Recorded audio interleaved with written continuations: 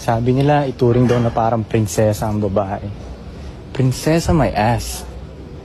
Reyna dapat. Ang reyna, sumusuporta sa king, tumutulong sa king, binaback-upan yung king, pinoprotektahan yung king. Prinsesa, walang silbi yun eh. Spoiled brat yun. Akala mo kasi, pag dinala mo yung babae sa mga romantic na dates, ay mai-inlove siya sa'yo. Kaya mo nga siya dinidate dahil para ma-inlove siya sa'yo, di ba? Pero tol, baliktad yun. Sa mga romantic na dates, ang nai-inlove talaga dyan ay yung lalaki. So the more na dinadala mo yung babae sa mga ganyan, may mga candle-candle, o anumang kahit anong romantic shit na iniisip mo, ikaw talaga ang nai-inlove. So balang araw, yun, ikaw yung nahihirapan umalis, ikaw yung nahihirapan makamove on, or ikaw yung magiging heartbroken kasi ikaw yung in love eh. Kaka-date mo yan eh. Ngayon, hindi ko sinasabing huwag mong i-date yung babae mo. Kasi may pinagkaiba yun. Ikaw, dinidate mo yung babae mo para makuha mo yung loob niya. Mga tulad namin, dinidate namin yung mga babae namin kasi dineserve na nila.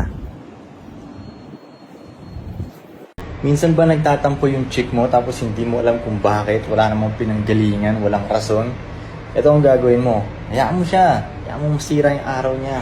Ang importante yung araw mo hindi sira. Huwag mo nang tanongin kung bakit. Huwag mo nang tanongin kung anong problema. Hayaan mo siya. Ikaw ayos lang ang araw mo. Balik ka na sa paggawa mo ng millions. Wala kang oras sa mga ganung pambatang shit. Akala ng mga lalaki magaling sila sa tatlong bagay na to. 1, magnegosyo. Akala nila pag basta may puhunan na sila, magiging swabe ang lahat. 2, makipagsuntukan. At 3, mga chicks. Pero lahat yun inaaral. Gusto mong matuto magnegosyo, aaralin mo yun. Pati suntukan, kailangan mo ng training. Pati mga chicks.